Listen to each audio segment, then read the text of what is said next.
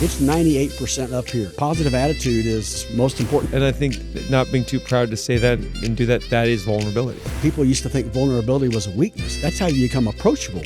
I was in such a weak state at first. I needed Holly to be strong.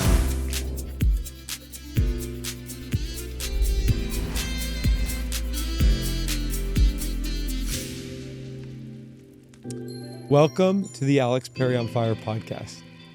Today's guest is so well respected in the Dallas community and really nationwide. In business, he helped start and basically grow Brinker, the brand that is Chili's and Maggiano's, to what it is today. Over 125,000 employees, thousands of restaurants. He sits on numerous boards of St. Jude's, Club Core, Southwest. I could probably go on and on and on. But what I find more impressive than anything is when you talk to the community, you're known for being an incredible mentor.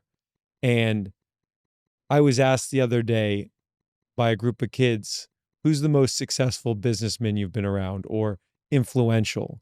And my response was, it's not necessarily the most successful or the wealthiest. It's the person that recognizes you and wants to help you, that looks you in the eyes and asks questions, that wants to see you grow. And I feel like the guest in studio today embodies that. So welcome Doug Brooks to the Alex Perry on Fire podcast. Alex, it's awesome to be here with you. Thanks for your very kind words. Well, they're meant, and I want to go straight into it. You don't just become CEO of Brinker and on all these boards. Tell us a little bit about your journey in getting to where you're at. Well, I'm just a regular guy and grew up in Dallas. I'm a Dallas native, big family, 8 kids. Had some family things happen when I was young that influenced and impacted things. I lost my dad when I was just turned 7. He died in an airplane crash. So my mom, incredible, greatest woman that ever lived. She raised 8 kids and she remarried, and my stepfather was a bad guy. Alcoholism, mental instability, and our house was not a fun, happy place. It was with my mom, but not with him. So I was always looking for a father figure, and I think whatever success I've had, part of it was I ended up with some teachers and some coaches and some bosses that became those father figures. But I learned from my mom, hard work. You mentioned something a second ago. When my mom talked to you, she treated you like you were the only person that she met that day, looked you in the eye, talked about you, never talked about herself. She was always upbeat. Everyone who I ever met that met my mom would talk about her. She managed she was a real estate agent for a while, actually selling houses, but most of her adult life with 8 kids, she was managing a deli and a bakery at a grocery store while my stepfather was a failure and doing nothing, raising 8 kids. And all I did was watch her. She worked hard. She treated people with respect. She was friendly. She was nice. And she was great with a team. She was a team player. I just copied what I'd watched her do every day. And somehow that's turned into, a pretty good career and being in some boards and other places where I could influence people like my mom did. Take me back to the start, which is 7-year-old Doug.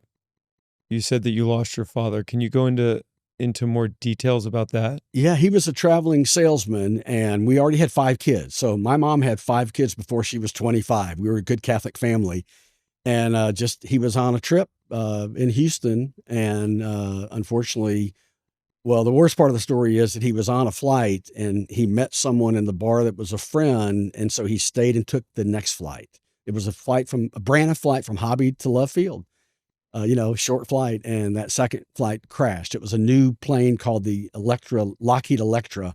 And I guess they had some design issues and the wing almost fell off and the plane crashed and everybody died. So I can remember that next morning, my brother and I had bunk beds and we were sleeping. All of a sudden there was people in the house, noise in the house. And my mom ended up coming in and basically telling us what had happened. And at a 7-year-old, the first question I asked was, who's going to give me my allowance? So it tells you as a young child, you don't really understand things, but obviously it became real very quickly. And my mom remarried the next year to this guy that became a stepfather, but Yeah, not having a dad. Even though there was a stepfather in the house, I didn't have a dad. And so throughout my life, I was always, like I said, looking for people. And so my mom and my stepfather had 3 more kids. So there were 8 of us. And we bonded together. To this day, all of us are still around. We're tight. We're close. And in fact, 2 of my sisters still work at Brinker International. And I think losing him, our family overcame that by becoming tight and all that. But it still influences my life. I still think I wish my dad had been around to learn from and be around like any boy, I guess. Yeah, and when I think about that, and you think about also the idea that he may have been on a previous flight and he changed it. Yes. And you said as a 7-year-old, and you quickly, because this is, I'm listening for this stuff, because in my life, you kind of, it's not dismissive to say like, oh, well, I was just worried about my pocket money, right? Kind of like a protection method, right? Have you gone back to kind of revisit what that must have felt like as a 7-year-old? And I talk about, because a lot of this show is like, you have trauma. That would be a Yeah. huge Yeah. trauma for a 7-year-old, and kind of healing from that, and then kind of put into a different place in your life. Because you said you still think about it. Is there full healing from it? And what did that look like? I just think as I went through my life, Alex, as things happen, I always think back, I wish my dad had been there when I was on the basketball team in high school or baseball team, or, then my career as I started moving up the ranks at Chili's and Brinker. There were just times when I wish my dad had been there. Then fast forward to my career where I traveled a lot. I have 2 sons I'm very proud of that are great, but I wasn't always there for them because sometimes I was traveling. We had restaurants in 30 plus countries in 50 states. I was a leader of an international company. So I used to connect the dots of I didn't have a dad, so he was never there. But then I was a successful dad who wasn't always there for my kids, tried to be. That's where Holly, my wife of 48 years, was incredible. Sometimes she had to be sort of mom and dad when Doug was off doing the business stuff, even though I tried to arrange my schedule. So I used to look at my own, and sometimes when maybe I wasn't the best dad, I'd think back, well, I never had a role model. I never had anyone to teach me how to do it. So I was kind of making it up as all parents do. You kind of make it up as you go. But yeah, I missed not having a chance to go fishing or whatever you did with dads. I probably thought of it a lot when I was younger. And when I got older, it was just, I wish he'd seen me so he could be proud of what I had accomplished and how great our family still is, even though he wasn't there to take us along the ride. Well, talk to me about this, basically starting from the bottom. Because I've talked to a lot of people, and even I have a little brother in the Little Brother Big Brother program who's like, I want to get in the restaurant industry. Yeah. And you're an example for really, starting at the bottom. Yeah. So and becoming CEO of a company. Because my stepfather wasn't very successful when we were kids, we had no money. We had 8 kids. We never ate out in a restaurant once until I went to college. We never went on a vacation. Now, I didn't miss it. We had fun in the neighborhood. We rode our bikes and all that stuff. But my first job was at 13 years old. Back then, there were no child labor laws. And I rode my bike to a little fried chicken restaurant. Those of us in Dallas that know Preston Forest Shopping Center, there's a Starbucks on the northwest corner. That was Youngblood's Fried Chicken in 1964. Summer after 8th grade, I rode my bike and got a job as a dishwasher and a busboy. So yeah, I'm the guy that was the dishwasher and the busboy that became a CEO. Now, along the way, I bartended and cooked and, did all these jobs, manager trained. But yeah, the restaurant business is one of those great places where you can start at the bottom. And honestly, when you become the manager, you have more street cred. When you've worked every job, people can't, pull the wool over your eyes. You've been in those roles. It also teaches you how to respect them. So a quick story about respect, that maybe the greatest learning experience I ever had in my leadership style was at that Youngblood's Fried Chicken. So there's 2 men. I was a summer part-time dishwasher and busboy. You don't get any lower on the food chain than that.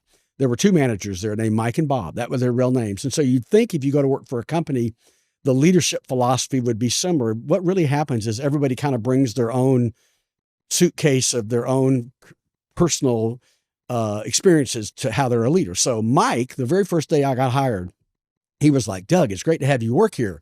And every night or day when I worked, he'd say, Doug, how you do? I'd be washing dishes. He'd walk by and say, hey, you doing okay? Place looks great. He'd say, hey, if you get a minute, could you go mop the floor? And then later he'd come back and go, hey, it looks great. Thank you, Doug.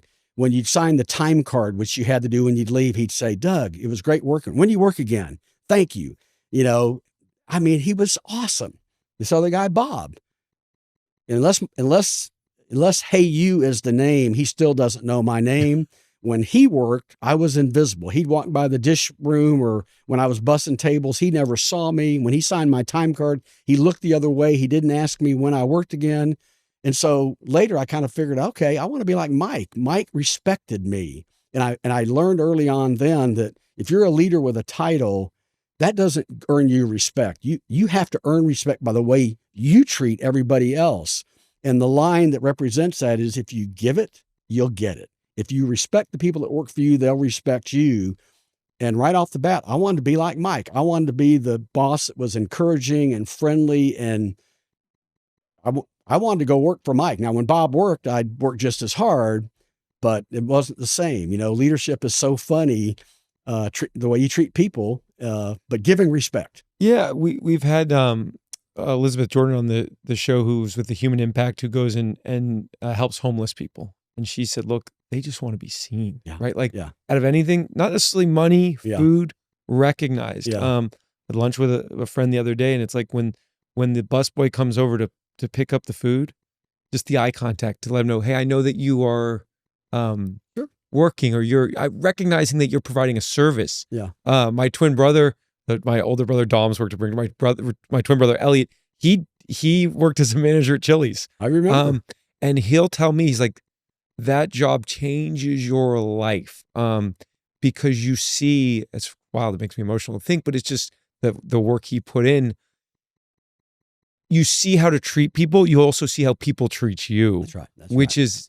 Which can also be profound, right? So, but it sounds like you learned really quickly what worked for people, what motivated people, right? It doesn't always have to be money. It can be the littlest things. It usually isn't money, Alex. It usually is how you're treated. You can't be anonymous in a job.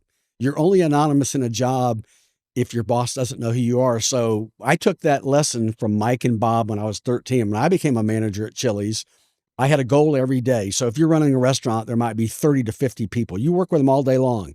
They're busboys and cooks and servers and hostess.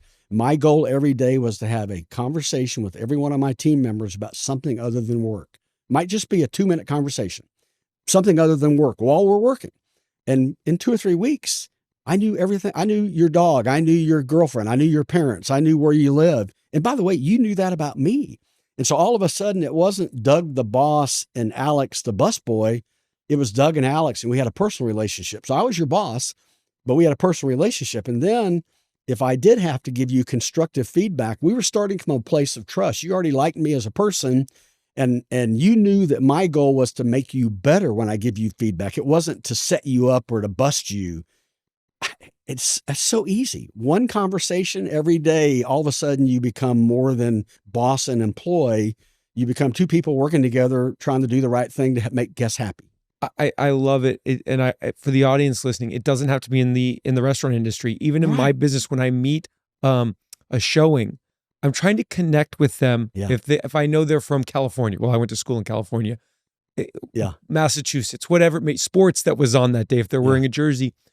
Yes, it's to get this idea that, look, I'm noticing you, build credibility, build it, just something different than just transactional, right? Right. And it goes such a long way. Again, I only said I was talking to a bunch of high schoolers yesterday, and just trying to give them a good advice. And my advice to them was like, it wasn't like, it was start a conversation, ask a question. That has way more impact to be be curious, ask older people things that most people want to share with you because they've learned, and they want to share kind of like what you said, you've learned. And being a mentor is all about teaching what you've learned and then asking more questions and asking more questions. Right. You built your way to the top, and with that has to come some sacrifices that you mentioned. Can you tell me what the sacrifices that come to mind with getting where you got? Well, one time my older son Tater was playing in a baseball game and was in the middle of a triple play, and I was out of town. I got to when my younger son, Kyle, got older, I'd moved up in the company enough where I could control my schedule a little bit more. So, but I helped coach both of their teams. I got to coach Kyle's more than Taylor's, but that's it. That's at the heart of it. Is the worst part of being in leadership and sometimes having early meetings or late meetings or traveling is you miss the most important thing in your life, which is your family, your children, your wife. And Holly has been a saint, 48 years with me. We met in a restaurant way back in the old days when we were very young. So I think she kind of knew what we were getting into. She didn't know I'd become the CEO and all that stuff, but there's great things that came with that, the chance to have money in the bank and vacation and nice cars and all that stuff. But more important is, were you there? Is there time? And so I think both of my boys understood, but yeah, you always feel guilty that you're trying to balance, you're trying to manage, and you can't be everywhere all at once. Well, and the last episode we had was actually new parents, like brand new parents. And the idea wasn't an idea. It's the fact that the baby's born, incredible euphoric moment. And then it comes real life and, identity change and all that stuff. And you talked about Holly. I don't think mothers get enough credit, or wives. I would even say wives, right? Because Sure. when I think about even my success in my business, like 20 to 24, I had a girlfriend and it was great. It was a great relationship, but I really that was strong and I was working all the way up. And, as I think more about it, it's like a strong presence, whether it be the husband or wife, it doesn't have to, it can be either side, can really propel you into, being there when you need to, but also focusing on this business side of life. Let me know how much, like you say it with so much pride in 48 years, like how much was she a part of you getting to where you're at, and how much credit you give today and the grounding of that? Well, again, when you become the CEO, you have dinners and meetings and things that your spouse, you hope, comes with you. So now, as I'm in my semi-retirement phase, which is a joke, really, we occasionally will get invited to dinners and things. And she's like, hey, I did that for 30, 35 years with you. Well, I'm not that interested anymore. But yeah, she was a great business partner. I mean, everything that I accomplished, she was part of it. We made the decision. We met at a restaurant before I started my long career at Chili's. And so we made that decision to leave the company I was at to go to Chili's, which, by the way, had 2 restaurants then. So it wasn't like we knew what we were doing. I was just trying to leave a place that I liked, that had a boss that I didn't trust, and go to a place where I thought there was a fun culture. And my goal was to manage one restaurant. That's it. I never, ever thought in a million years I would be, leading a company. But yeah, Holly has been part of every decision we've made as a family, business, personal. There's nothing I've ever done that she didn't help decide with me and influence me in a lot of positive ways. She's been incredible. And some personal things that happened along the way, then she was the rock that, made things positive again. We talked about it off air, but bringing it back because it hit me, and I wonder for you. You work, you get success, you grow, you get to the top. You said 120,000 plus employees. Yeah, back then. It's not as big now, but yes, at that time, crazy. Is there a moment when you get to the top where maybe it feels lonely, or maybe you're not as connected with the managers and the dishwashers, or you've lost? Did that ever happen? Was there ever a reset or a moment of like, what now? Sure. Well, maybe every day, Alex. So what's funny is everybody has a skill set. And so if you're in a company like I've been almost for 47 and a half years, I've been part of this company. I don't get paid anymore. I'm now just the old guy they let hang around. I'm the historian and advisor, but I was good at managing a restaurant, which is kind of a guy that is you do check boxes, you take care of a list. Well, then you go to where you're supervising other restaurants, and what you can't do is go in and try to manage it for them. So I had 14 different jobs in my career at Brinker, and the last one was chairman of the board. But every step along the way, you had to learn a new skill because you were managing more people. You were further away from what you initially became great at, which was managing one restaurant, being with customers, being with your team members. That was what I loved about the business, the excitement. on a Friday or Saturday night, the adrenaline of all this crazy stuff going on, and you got to be in the middle of it. And at the end of the night, all these groups of people that all would sit around and go, "We're a team. We did this. It was awesome." Yeah, when you become the CEO, you're as far away as that as possible. Then you're dealing with a board of directors. We're a public company. Then you're dealing with analysts from Wall Street. There's part of the job that I loved and part of the job I didn't love, but then the loyalty to the company and you want it to be successful, and you've earned the right to have different ways to influence, but you always miss the people contact. So whenever there'd be big meetings where all the managers would show up, I love that. You got to go back to seeing the folks that made it all happen.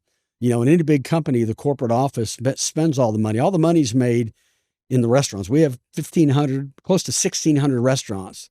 They make all the money, so you don't confuse things. The CEO is only in that chair because the managers and the servers and the busboys are doing a great job taking care of guests. So, but yeah, as you move up the ladder, you have to learn to love the new challenge, the new role, the new job.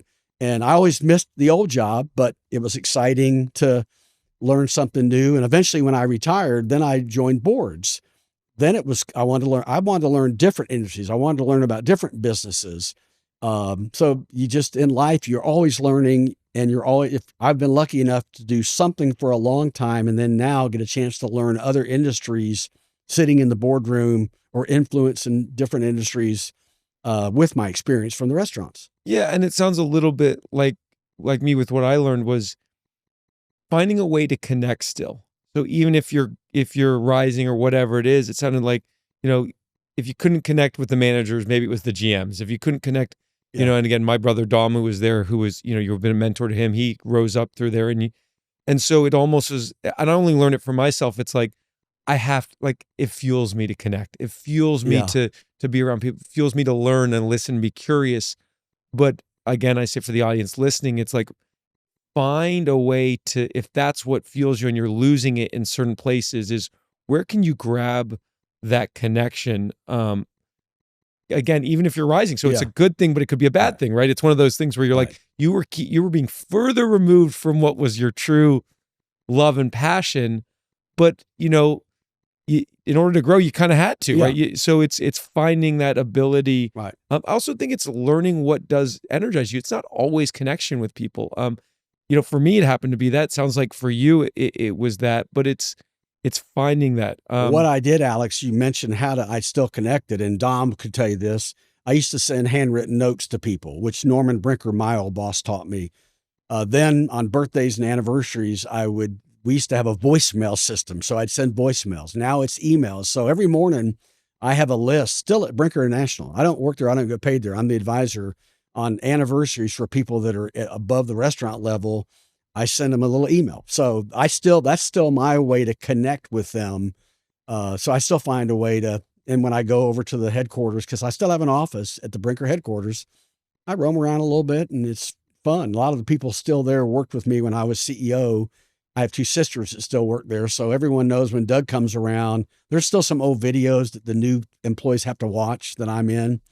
So it's a cool, I still get to connect in that way. Well, and I think it's a tribute to you because they respect you, right? So it's, you're humbled, but a lot of Brinker is Doug Brooks. I mean, that's what we hear. I mean, and I'm not tied to Brinker except through, some friends and stuff. So I think, it's nice to know it should be a good feeling to know when you walk in the door that you helped build that place. It's awesome. Yeah. It just fills me up. And I think part of it, I think the key to, we talking about leadership a little bit, I think being vulnerable is something that I was never the smartest guy. And so I think I figured out that people used to think vulnerability was a weakness. Now that's how you become approachable, by admitting you make a mistake, asking for help. I used to get my team members in my restaurants to help me come up with some of the systems and things. And hey, everybody wants to help run. They would buy in more to whatever our strategy was because they got to help.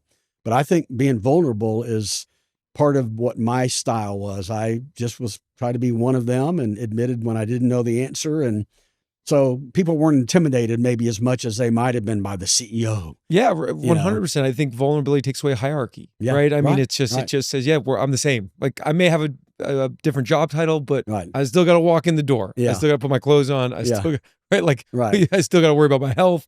I still have family. Like we all have different things going Right. on. Well, even dumb things like I'd walk in and people go, Mr. Brooks. And I'd go, okay, I'm not Mr. Brooks. I'm Doug. You got to do something because there is hierarchy in companies, no matter how you are. And until people meet you, they're not sure. Because hey, I'd travel, I would travel to cities and Yeah. I'd tour restaurants and they would know the boss was coming. So the landscape got trimmed the day before, somebody painted things, and you hated that, but there's no way to control that other than when you got there, act like you're just one of the team members. That's how you overcome it. You said there were 4 things that really changed the course of your life. You hit on one, which was the death of your father, tragic plane accident. What were the others? And my marriage to Holly, of course, is 2. So we talked on that. Being part of Chili's and Brinker for 47 years, that's still, people talk about Doug, it's Chili's. That's still my connection. The 4th one was an unfortunate accident that happened in July of 1998. I was training for the New York Marathon. I'd been accepted in the New York Marathon if you didn't live in the state of New York, you had to go through a lottery system.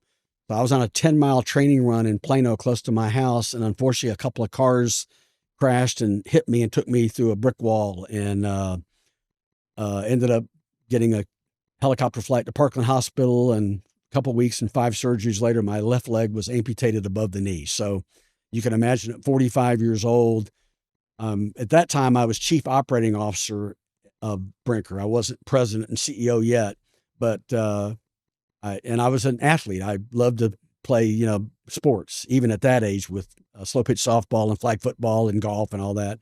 All of a sudden, I didn't have a leg. So for the last 27 years, that impacts. If you every day if I'm going somewhere new or different, I'm always worried a little bit about. I don't want to hold people up. I'm slower walking upstairs. When I go to a hotel room, how I'm going to take a shower because you don't have your prosthesis on. I have these crutches that I have to carry with me to move around the hotel room. So yeah, it's a little bit of a plan B. Everybody has stuff that happens to them, but losing your leg when you're in the prime of your life changes things daily that you have to do. How you pack, how you go to a hotel, how you figure out where you're going to go that day, where you park, things like that. It did open up a lot of doors for Holly and I and my family and made me look at being charitable and giving back in a different way.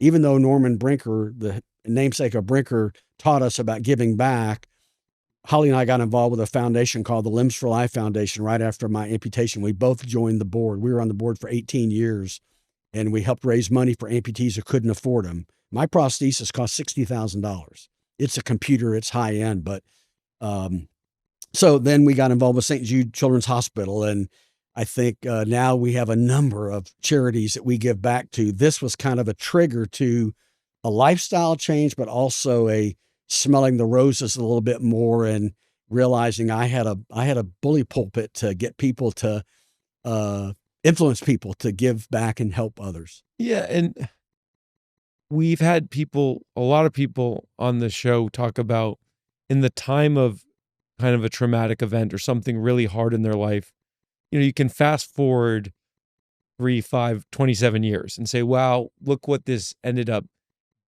what platform it gave me or where it kind of changed my life. And I think it's a lot easier when you're in that space now, right? And you've processed this for a long time and you've seen that.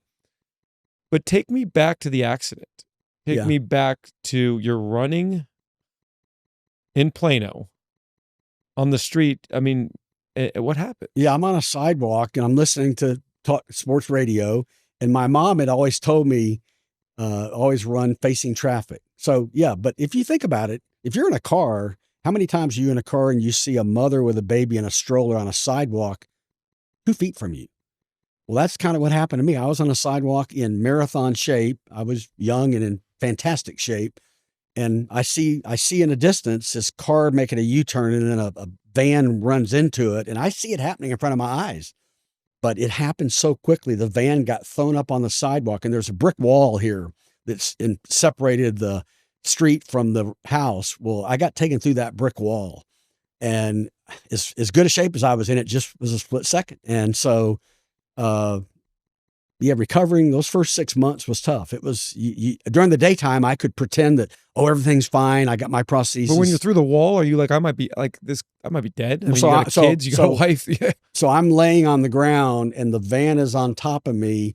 The tires are spinning and I can see my leg kind of hanging there. And then a woman, all of a sudden, I didn't lose luck. All I had on was shorts. This is July in Dallas. I had no ID, nothing. I'm in the front yard of the house. A woman shows up and she's screaming, "What happened?" And I gave her Holly's name and my phone number. And so then it turned out she was in her kitchen and saw it kind of happen. She called Holly. At that point, I was on a 10-mile training run, but I was close to home.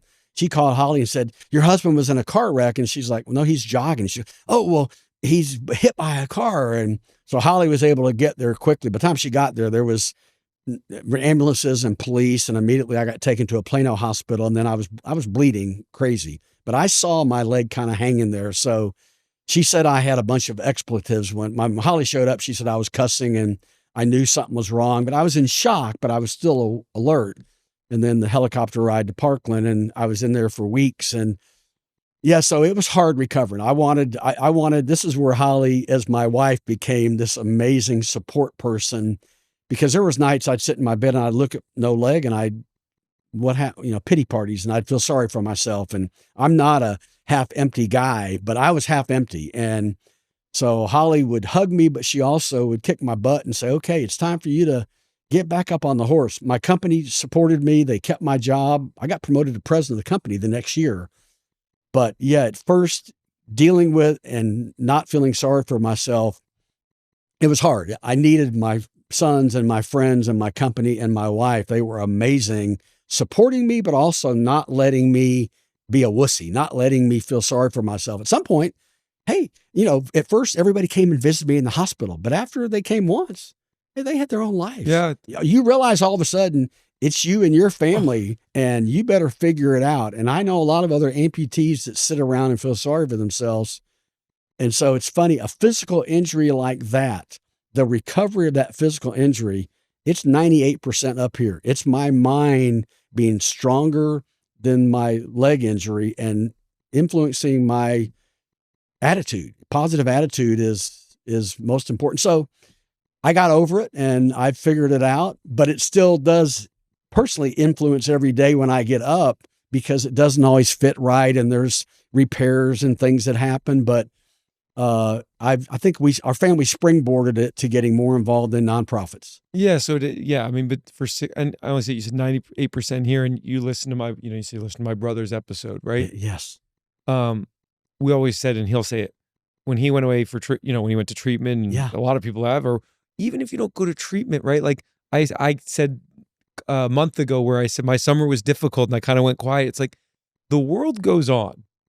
The world doesn't stop for anybody. I figured it out very quickly. Right. And like you said, like, yes, your loved ones care, but they're living their life too. So that's right. So they're supporting you. They're saying, let's go, because inevitably, if you're not saying let's go, it's actually taking a little bit from them, or they'd have to distance themselves. Right. I mean, and there's funny things too. Like my two boys, who were, I think, 15 and 11 then, they're now 39 and 43, but they were thinking, hey, now we get to park in the front row. So, hey, whenever I'm with a group driving, guess who drives? I have a handicap license plate. So a Maverick game or a football game or a concert or anything, grocery store, Doug's driving, because we get to park in that handicap spot. So the boys were excited that we got to park up close. Yeah. And you said it's Limbs for Life. Is that correct? Limbs for Life Foundation. Most of your life, even almost at 7 years old, you became a leader. You were the positive person. You were setting the tone. And then an accident happens.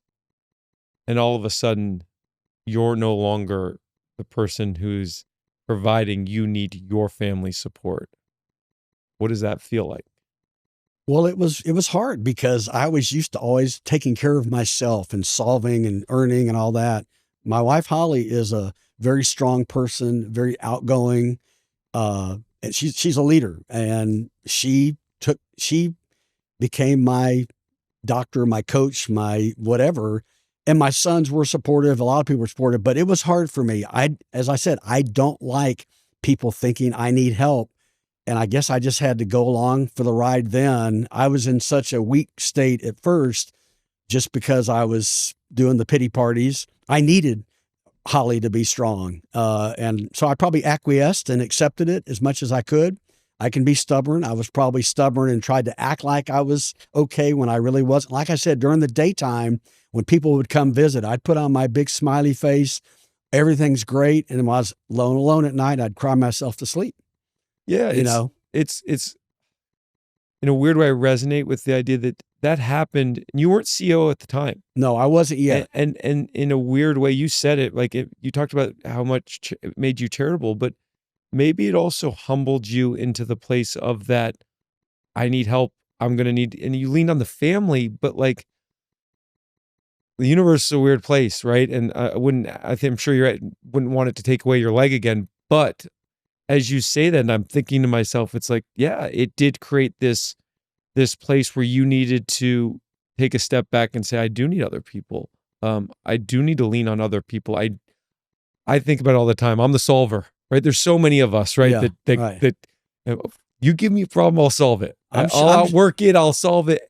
Sometimes it's just not a possible solve, right? Like trying to understand why you lost a leg. I'm speaking for you. It's impossible solve, right? Right. But then dealing with it like internally is the solve. Well, I think you're right. I'm sure I may not remember having to get help from so many other people, but a business analogy to that is what my old boss, Norman Brinker, used to talk about: having smarter people around you, having a great team around you. A person by themselves usually isn't nearly as successful as if they have a great team. And the way he would say that was, he talked about stupidity, and stupidity is forever. And the way you overcome that is by hiring people smarter than you or surrounding yourself with people that are stronger than you. Luckily, I had some people surrounding me after my accident. And then in my business career, I've always had those same smart people surrounding me too. So those things kind of melt together. But yeah, there was a time when I certainly needed help from others. Yeah. And I think that not being too proud to say that and do that is vulnerability. Yeah. Like that is true vulnerability. Yeah. Again, because I've had Aaron Lazar's ALS who talks about like, you don't need ALS to then make decisions in your life to change, right? Like, you don't need to have lose a limb in a car accident.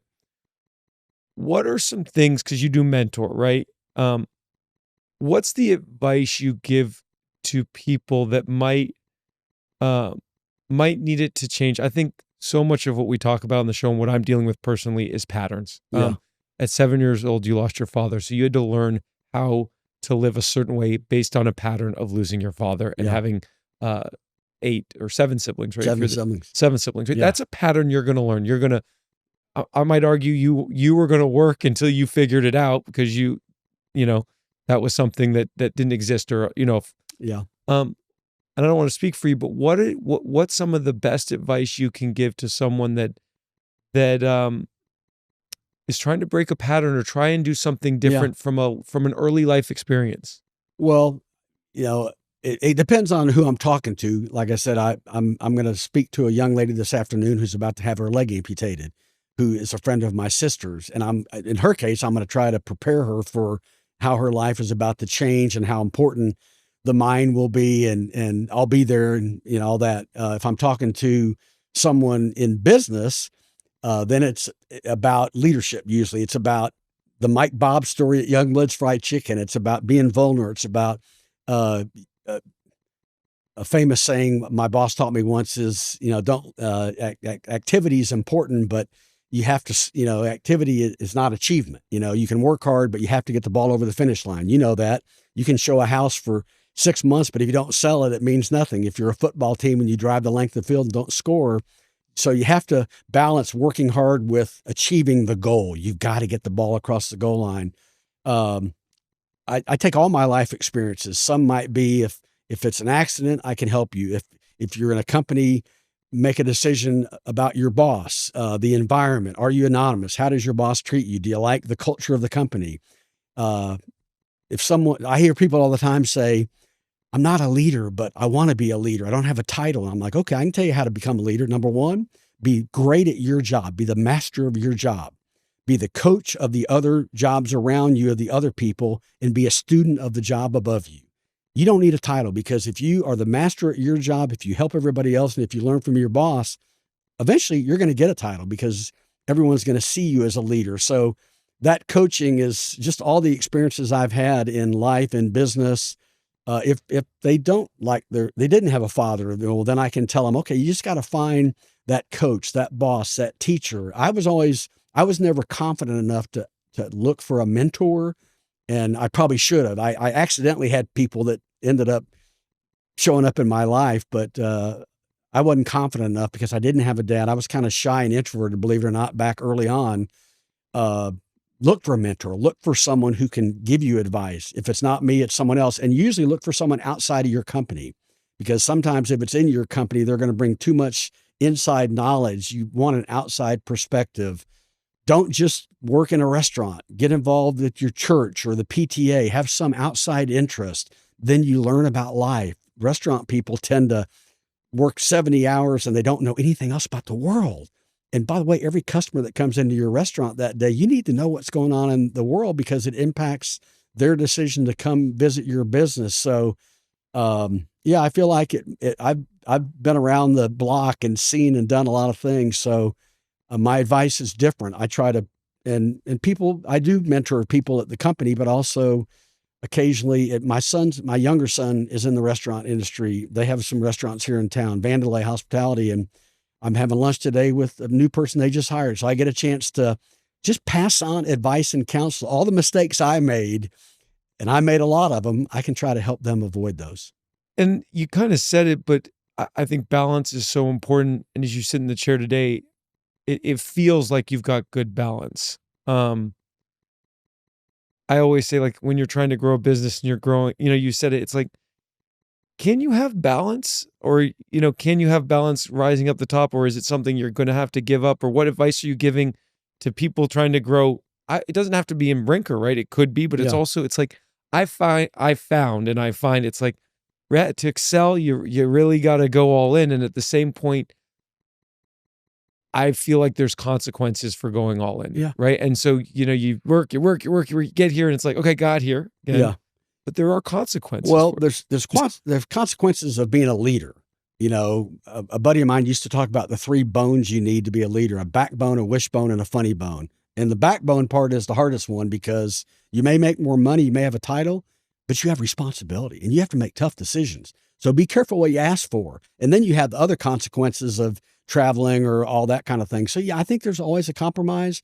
And I think you have to accept that. If you want to have a title and if you want to have responsibilities, you may have to pick and choose your spots. There's days when you want to try to drive the kids to school or meet them at lunch, but there's times you're going to not be able to do that. And so if you have a great partner, that helps. They have to understand your responsibilities, but there's always compromises, I think.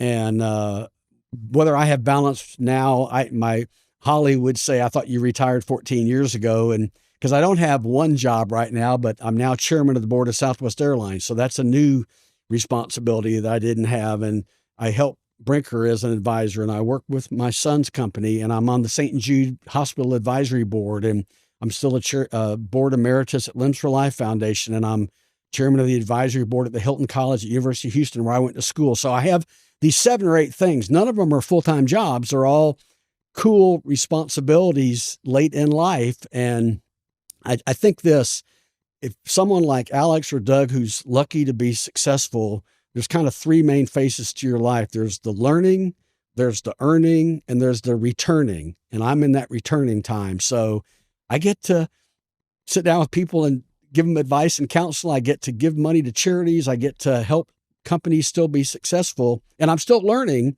but yeah, I get to return. I'm fortunate enough that I learned and earned, and now I'm in that return phase. I love that. We've heard that before, and I think that's incredible. What do you think's the biggest watch out? Because you do mentor a lot of people, and even I would even go back to like younger generation. What's the watch out where you're like, I'm concerned, obviously AI has been a big part of where we are in the world right now, and even with the restaurant industry, but I'm not necessarily going there. I'm just saying when you're like, wow, this has changed, and this might affect how the younger generation, kind of moves Well, forward. yeah, AI is the hot button right now, but technology has changed along the way and eliminated jobs. It's happened. So, yeah, if it was the world watch out, certainly it's how do you utilize these technology tools, because you have to have these tools. You got to be smarter. And my first day as a manager at Chili's in the restaurant, I didn't know anything. The cash registers weren't even computers. They didn't talk to each other. At the end of the night, the 3 cash registers, I had to pull up a receipt and add them up on my adding machine. Now I have data about every guest experience. I have feedback on how long it took for the food to come out and was a good experience and what's the average tip. And now AI can go in as an auditor and do things that you don't pay them overtime. They don't make mistakes, and they don't come in bad moods. They don't have family issues. And you have this, but AI can also sometimes make mistakes when it's writing things. So I think you've always had to pick and choose new things. But in the restaurant business, you can't download food over the internet. The experience in a restaurant is still a food server and a customer sitting down, or a guest as we call them. There's still people interaction. So you always have to balance people and technology. And you always had to do that. It's just maybe it's ramped up faster than ever. And so if I'm giving advice, it's be careful. You still have to connect with people. If you're a leader, people have to want to follow you. And if you're just using technology, nobody wants to follow you, but you have to use that technology to get more data and insight to be successful. Yeah, in an interesting way, it takes away some of the connection, but it's also it's the necessary evil to also stay in business so that you can connect. Yes, it's challenging, but it's good. It's a good problem to have. This is a little bit back to the topic of the leg amputee. Yeah. You had said, we were talking before we even started, that you don't want it to be a topic of conversation, that you don't want really it to drive necessarily who you are right off the bat, but like you're wearing pants today, someone wouldn't see it. You're wearing shorts today. It's the first thing that comes to mind. And even at my age, I'm like, how'd that happen? Well, was it birth? Was it accident? Right. Was it some, crazy story? Not obviously people aren't going to have similar things, but I think the idea of victim has come up, and it's come up with, we had a guest who was wrongfully imprisoned. It's come up just in everyday life. And it kind of seems like you even said it for the 6 months. You're like, man, I was a victim. And then I changed my mindset of it. How are you going about that? And just in terms of, because you said it controls your everyday life. It controls every minute. Because when you get up, you're thinking, all right, well, I'm just going to sit up out of the chair like I normally do. You're like, well, probably have to be a little bit more mindful of how I move, right? Yeah, I can lose suction. It happens. This has a magnet in it. If I'm in a chair that's too low and the angle's not right, I can lose suction. So I'm in a restaurant or I'm in a board meeting with people, and all of a sudden my prosthesis doesn't fit right. So I'm always thinking about how do I prevent that from happening. But you answered some of the question. I was a victim until Holly and my friends and my own strong mind and purpose taught me how to be a victor. And it's a mental thing. You have to be a victor. But yeah, it's interesting. We talked about this earlier. I don't like people to find out that I'm an amputee because it influences the way they treat me. They treat me differently. And I grew up having to take care of myself. 8 kids, no father, there was no family, and there was no money. I had to get a job. I always knew I had to pay for my own college. I always knew it was up to me. So that's just sort of my mindset. That's the way I work.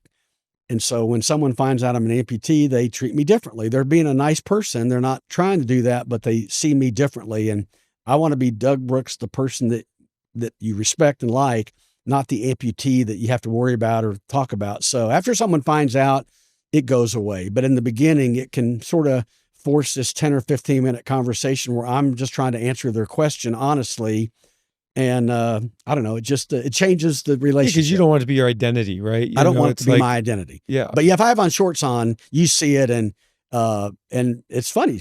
Adults sometimes don't want to. They're afraid to talk about it. If you have someone who's in the hospital and they're sick, it's nerve-wracking to go there because you don't know what you're going to say. That's just sort of our own human nature, and that's the way adults are. Kids want to come up and touch it and look at it and find out, what is that?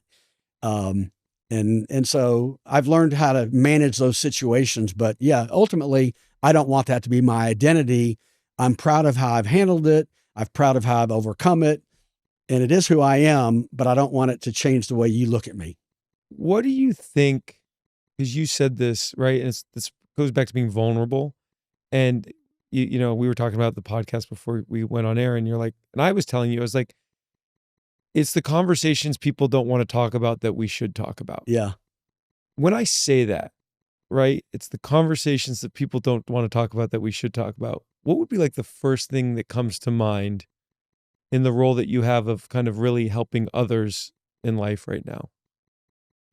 I think it's the watch outs of leadership. It's the time away from family. It's the responsibilities. It's everybody wants to move up, but they don't understand what all goes with it. They just need to be realistic about it. I think that's maybe the most important thing, because most of my conversations are usually with people in business or talking about business, is just understand what goes along with what you want, because you want to be happy. You want to be happy away from work.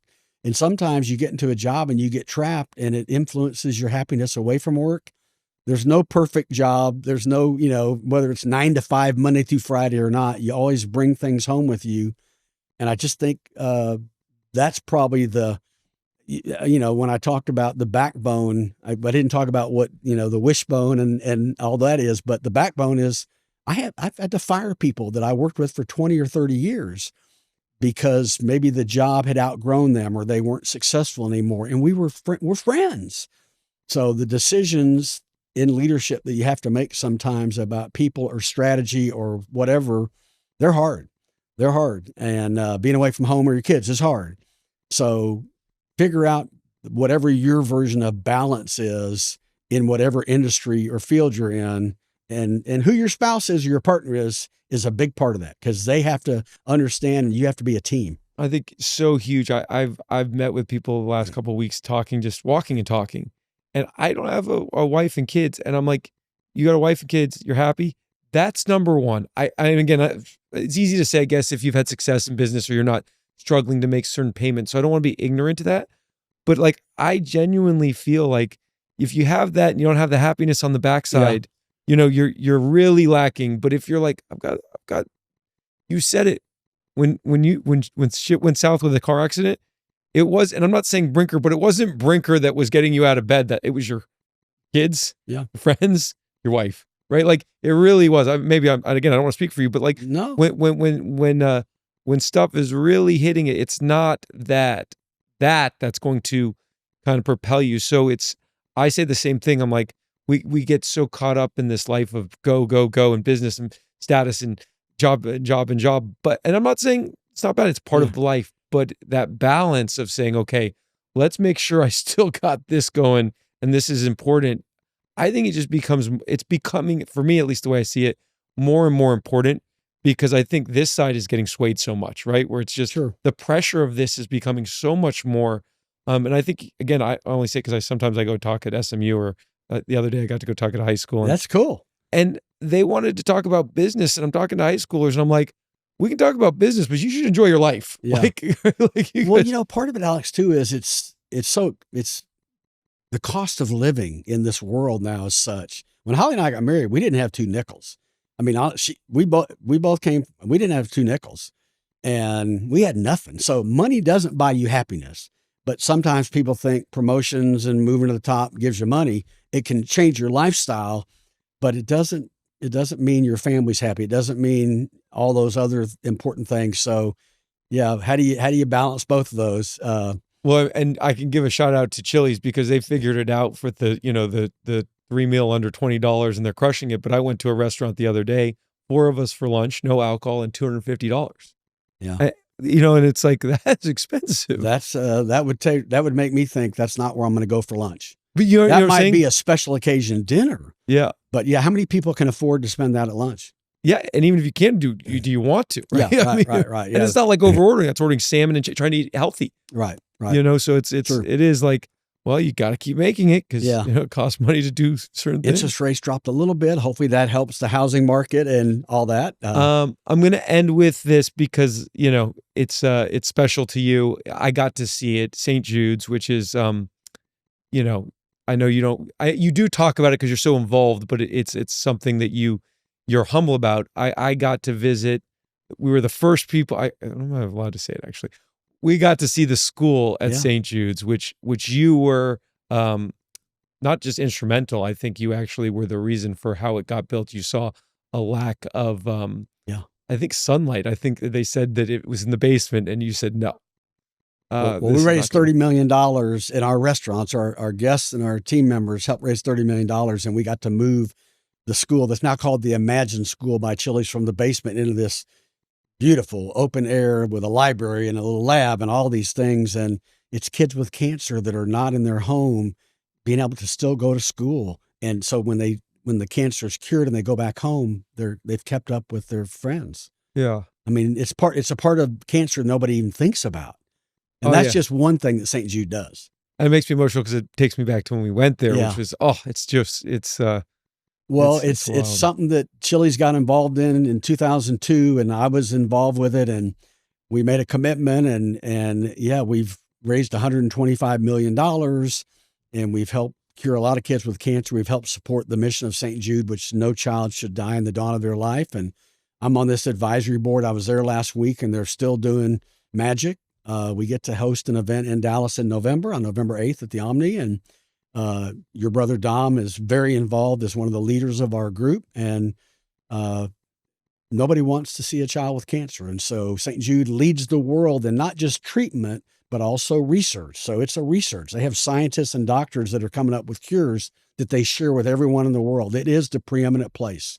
And remind me how much, because I want to get this right, and it's a crazy number. How much does it cost a year to run St. Jude? I don't know the current number. And it honestly, Alex, it's a number I hate to talk about because when people hear it, they might not want to give $10 because they're going, well, it's a drop in a bucket and every $10 counts. But because it's a research, if you go to the campus as you did, there's patient care, but there's also these doctors and scientists. So it's a lot. It's a lot of money. Crazy. And Yeah. I know they're raising they're raising billions of dollars a year.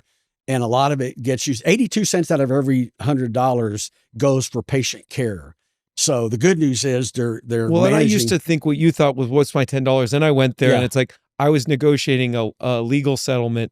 And I said, I'll if you do this, I'll match it for St. Jude's. Yeah. I mean, my thought was just not, it changed my mindset of that. It wasn't about the $10. It was, now I get why every $10 matters because what you just said. So I bring it up because it's actually, your first thought is, your actual thought is like, well, $10, $100, $1,000, what does that do? But then when you see it, you're like, no, we need all of that to keep this going each year because of what you said. And remember, a family or a child getting treated, transportation, housing, food, school, and the chemotherapy, free. Yeah. I mean, free. And you said it, but I would reiterate the family. So I didn't think about this. The mother, the other brothers who have to be, I mean, some of us live different lives where we can be separated. A lot of families cannot be separated. So we saw Domino's Village. Domino's Pizza is a great supporter. There's a house, a building where they have rooms. Some of the rooms have their apartments where you could have not just the child that's being treated, mom and dad and brothers and sisters can come and stay for free. And it's right there on campus and live a normal life if there's such a thing when you're away from your home. They're trying to create as normal as an environment as you can until the cancer is cured. And there's an 80% survival rate, which means 1 out of 5 don't make it still. So a lot of work still to be done, but it's a great charity and something Chili's is proud of, something Holly and I are proud of, something your brother Dom is very involved in. And a lot of people in Dallas support our event in November. Well, normally I'd say you get to choose your charity of choice, but I'll choose St. Jude's for both of us for coming on the podcast. So we will donate. Alex, to thanks. St. Jude's. So this has been special. I appreciate it. Again, I can't give you enough compliments that when you speak your name, Doug Brooks, it is synonymous with just being helpful. So thanks, Alex. Always happy to be around the Perry family and you. Thanks so much. Thank you so much for listening to this episode of Alex Perry on Fire. It means so much to me and the wonderful team that makes this all possible. I'm now passing the flame to you. Please follow, like, and subscribe so you can always stay up to date. Thanks again, and stay fired up.